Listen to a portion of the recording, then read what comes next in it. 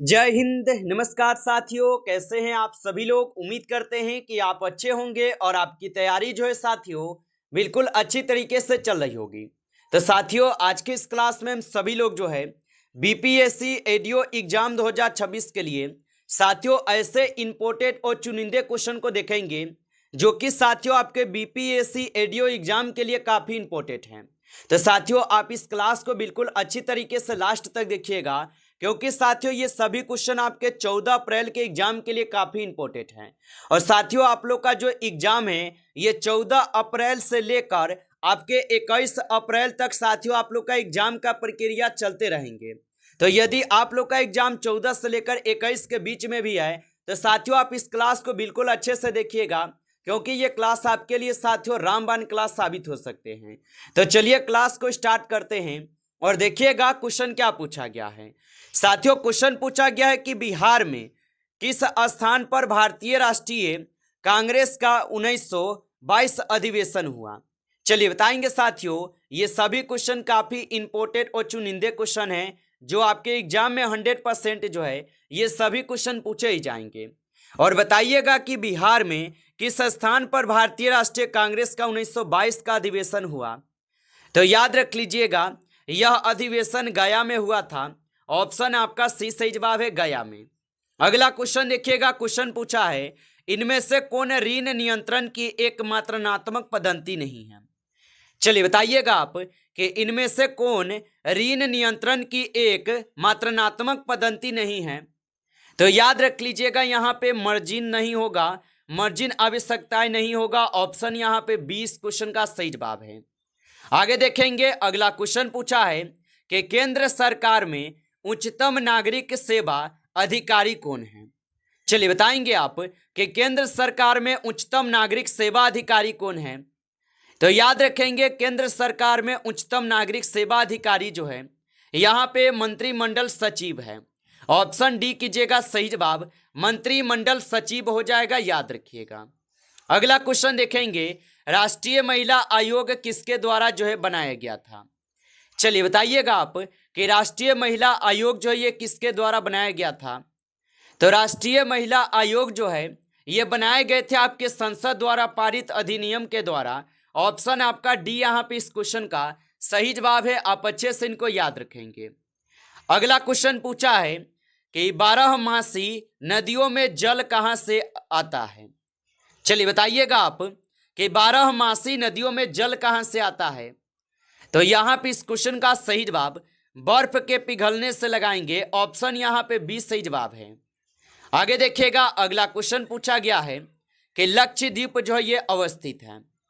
चलिए बताइएगा आप कि लक्षद्वीप जो है ये अवस्थित हो जाएंगे। तो याद रखेंगे, लक्षद्वीप जो है ये अवस्थित हो जाएंगे दक्षिण पश्चिम भारत में। ऑप्शन ए सही जवाब है, याद रखेंगे दक्षिण पश्चिम भारत में है।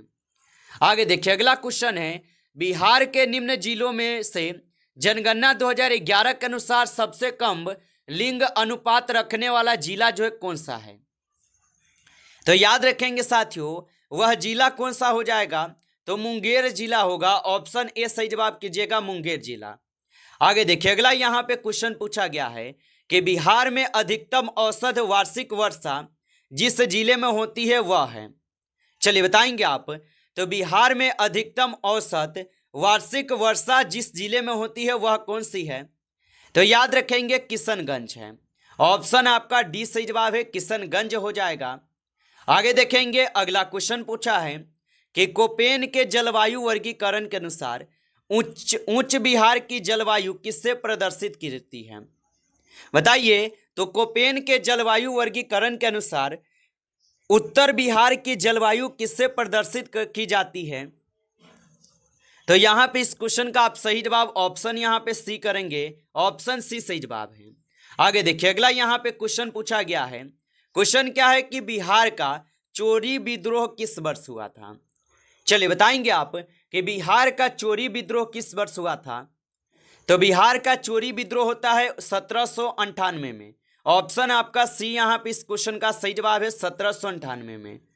आगे देखिए। अगला यहाँ पे क्वेश्चन पूछा है कि किस वर्ष उड़ीसा को बिहार से पृथक किया गया। चलिए बताएंगे आप कि किस वर्ष उड़ीसा को बिहार से पृथक किया गया, तो याद रख लीजिएगा 1936 में किए गए। ऑप्शन आपका 20 सही जवाब है 1936 में। अगला क्वेश्चन देखिएगा, क्वेश्चन पूछा है कि बिहार के प्रथम भारतीय गवर्नर कौन थे। चलिए बताइएगा आप कि बिहार के प्रथम भारतीय गवर्नर कौन थे। तो याद रख लीजिएगा बिहार के प्रथम भारतीय गवर्नर जो है सत्येंद्र प्रसाद सिन्हा है। ऑप्शन ए यहां पे सही जवाब है। आगे देखिएगा, अगला क्वेश्चन है कि डैश को आज के कंप्यूटर का जनक जो है ना कहा जाता है। तो डैश को आज के कंप्यूटर का जनक कहा जाता है, तो ये चार्ल्स बेबेज को कहते हैं। ऑप्शन यहां पे 20 सही जवाब है। आगे देखेंगे, अगला क्वेश्चन है कि एक प्रिंटर की गुणवत्ता किससे निर्धारित की जाती है। चलिए बताइएगा आप। और आप अभी तक इस क्लास को लाइक नहीं किए हैं तो आप इस क्लास को एक बार लाइक जरूर कर लीजिए।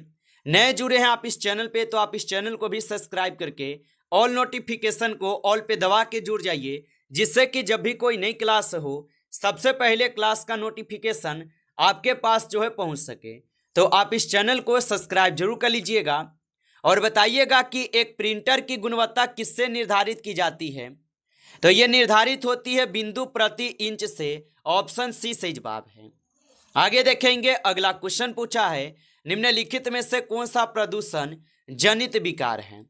चलिए बताएंगे आप कि निम्नलिखित में से कौन सा प्रदूषण जनित विकार होगा। तो याद रख लीजिएगा यहां पे हो जाएंगे कौन, तो उपयुक्त में से एक से अधिक हो जाएगा। यहां पे ऑप्शन डी को आप सही जवाब करेंगे। चलिए आगे देखिएगा, अगला क्वेश्चन पूछा है कि कौन सी ग्रंथि दोनों अंतःस्रावी एवं बाहरी अंतःस्रावी के रूप में कार्य करती है। तो कौन सी ग्रंथि दोनों अंतःस्रावी एवं बाहरी स्रावी के रूप में कार्य करती है, तो ये अग्नाशय हो जाएगा। ऑप्शन सी सही जवाब है, अग्नाशय होगा। अगला क्वेश्चन देखेंगे कि टैंकी कॉर्डिनिया में हृदय गति हो जाती है। तो टैंकी कॉर्डिनिया में हृदय की गति जो है हो जाती है, तो ये आपके तेज हो जाती है। ऑप्शन सी सही जवाब है, तेज हो जाती है। आगे देखिए, अगला क्वेश्चन है कि डीएनए का कौन सा भाग प्रोटीन की सूचना देता है।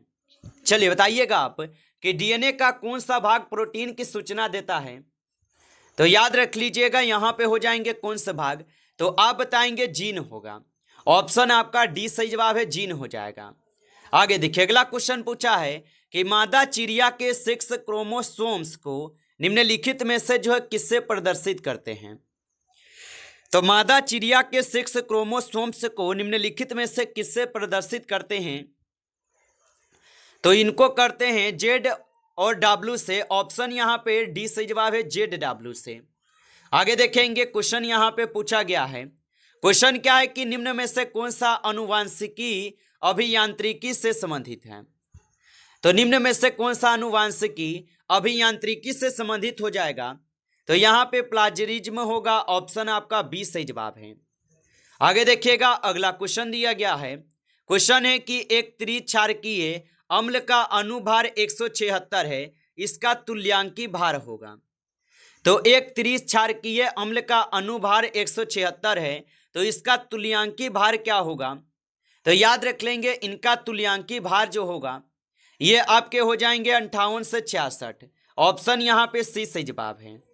आगे देखेंगे, अगला क्वेश्चन है कि ग्लूकोज का सूत्र है। चलिए बताइएगा आप कि ग्लूकोज का सूत्र हो जाएगा। तो ग्लूकोज का जो सूत्र होगा ये आपके हो जाएंगे C6H12O6। ऑप्शन यहां पे जो है सी सही जवाब है। चलिए आगे देखेंगे, अगला क्वेश्चन पूछा गया है कि बेकेलाइट निम्नलिखित के संघनन से बनता है। तो बेकेलाइट निम्नलिखित के संघनन से बनता है, तो ये बनते हैं आपके किससे। तो यहां पे इस क्वेश्चन का आप सही जवाब लगाइए क्या होगा। तो 26 नंबर क्वेश्चन का सही जवाब ऑप्शन बी है यहां पे। आगे देखेंगे, अगला क्वेश्चन है कि सिरके का रासायनिक नाम है। चलिए बताइएगा कि सिरके का रासायनिक नाम क्या होगा। तो सिरके का रासायनिक यहां पे नाम होगा एसेटिक अम्ल। ऑप्शन सी सही जवाब है, एसेटिक अम्ल होगा। आगे देखेंगे, अगला क्वेश्चन है कि किसी मिश्रण के विभिन्न घुले हुए घटकों को एक उपयुक्त पदार्थ पर अधिशोषण विधि द्वारा अलग करने की प्रक्रिया को डैश कहा जाता है। तो याद रखेंगे इन्हें कहा जाता है क्रोमेटोग्राफी। ऑप्शन आपका सही जवाब है। चलिए आगे बढ़ते हैं और अगला क्वेश्चन देखिएगा। क्वेश्चन क्या पूछा गया कि पदार्थ के आयनिक स्टेट के उत्पादन एवं गुणों के अध्ययन की भौतिकी विज्ञान की शाखा का नाम है। तो पदार्थ के आयनेटिक स्टेट के उत्पादन एवं गुणों के अध्ययन की भौतिक विज्ञान की शाखा का नाम क्या होगा? तो इनका नाम हो जाएंगे यहाँ पे प्लाज्मा भौतिकी। ऑप्शन आपका बी सही जवाब है, प्लाज्मा भौतिकी होगा। आगे देखेंगे अगला क्वेश्चन है कि पानी का पीएच मान है। चलिए बताएंगे आप कि पानी का पीएच मान क्या हो जाएगा। तो याद रख लीजिएगा पानी का जो पीएच मान होगा ये आप सभी लोग का यहाँ पे 7 हो जाएगा। ऑप्शन यहाँ पे 20 क्वेश्चन का सही जवाब है, 7 हो जाएगा, याद रखेंगे। अगला क्वेश्चन देखिएगा कि स्वतंत्र रूप से पृथ्वी की ओर गिरते हुए पिंड की कुल ऊर्जा है। चलिए बताइए, तो स्वतंत्र रूप से पृथ्वी की ओर गिरते हुए पिंड की कुल ऊर्जा क्या होगी? तो याद रखेंगे ये स्थित रहेगी। ऑप्शन यहाँ पे सी सही जवाब है, स्थित रहती है। आगे देखिए अगला यहाँ पे क्वेश्चन पूछा है कि नाई की दुकान में 2 समतल दर्पण रखे जाते हैं। चलिए बताइए, तो नाई की दुकान में 2 समतल दर्पण रखे जाते हैं, तो आप बताएंगे यहाँ पे इस क्वेश्चन का सही जवाब क्या होगा? तो यहाँ पे एक दूसरे के समानांतर। ऑप्शन ए यहाँ पे लगा रहे हैं तो सही जवाब है एक दूसरे के समानांतर होगा।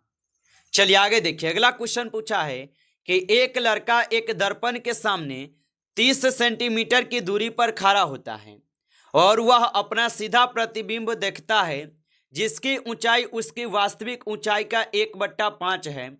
तो वह कौन सा दर्पण यहाँ पे प्रयोग करता है? तो याद रख लीजिएगा यहाँ पे कौन सा दर्पण प्रयोग होता है? तो उत्तल दर्पण। ऑप्शन यहाँ पे 20 क्वेश्चन का सही जवाब है, उत्तल दर्पण होगा। आगे देखिए अगला यहाँ पे क्वेश्चन है कि कोहरे में हम देख नहीं सकते क्योंकि डैश है। तो याद रखेंगे कोहरे में हम देख नहीं सकते क्योंकि जो है कोहरे की बूंदों द्वारा प्रकाश जो है परिकिरणित हो जाता है। ऑप्शन यहाँ पे जो है डी इस क्वेश्चन का सही जवाब है। आगे देखिए अगला क्वेश्चन पूछा गया है कि छिपकली का पैर डैश की तरह जो है काम करता है। तो छिपकली का जो पैर होता है ये किस तरह काम करता है? तो यहाँ पे इस क्वेश्चन का सही जवाब सक्शन पैर के द्वारा लगाएंगे। ऑप्शन आपका बी यहाँ पे सही जवाब है। नमस्कार साथियों, इस क्लास में आपके टॉप 35 क्वेश्चन थे जो काफ़ी इंपॉर्टेंट और सिलेक्टेड क्वेश्चन थे। ये सभी क्वेश्चन साथियों यदि आप सभी लोग को क्लास अच्छा लगा हो तो आप इस क्लास को लाइक कर लेंगे।